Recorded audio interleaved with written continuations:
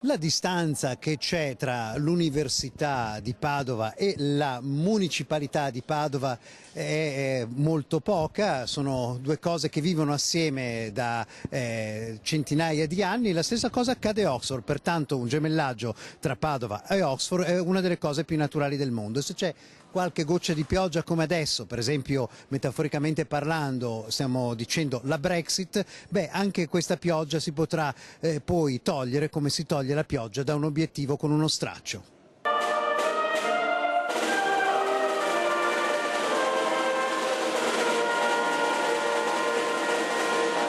God Save the Queen risuona a Palazzo Moroni, tutto molto british perché il sindaco di Oxford, Colin Cook, ha firmato con il sindaco Giordani un gemellaggio tra le due città universitarie per eccellenza, un lungo lavoro di cucitura portato avanti con caparbietà dal vice sindaco Arturo Lorenzoni, anche con i suoi contatti accademici, e il sindaco ne è contento. È un aspetto simbolico molto forte, ma aspetto culturale ci tenevamo molto perché un gemellaggio che ci onora, è un gemellaggio importante per la città di Padova. Il Lord Mayor però ci spiega che Padova e Oxford sono oltre il loro ateneo. Oxford non è solo università, nello stesso modo in cui Padova non è solo università. Abbiamo molti argomenti di interesse comuni, oltre allo studio, la condivisione di idee, il programma di sviluppo del trasporto su bici qui è simile a quello che stiamo cercando di fare a Oxford.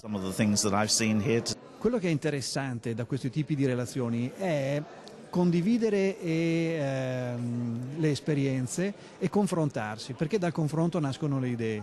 Il Lord Mayor è stupito dalle critiche che si possono leggere sull'Oxford Mail, dove commenti ritengono questo gemellaggio una perdita di tempo e di soldi. Risponde che a Oxford fanno le cose sul serio. D'altronde, ci racconta, il simbolo che porta al collo è sorretto da un elefante, simbolo di forza, e da un castoro, simbolo di operosità, che va oltre il più fosco scenario della Brexit.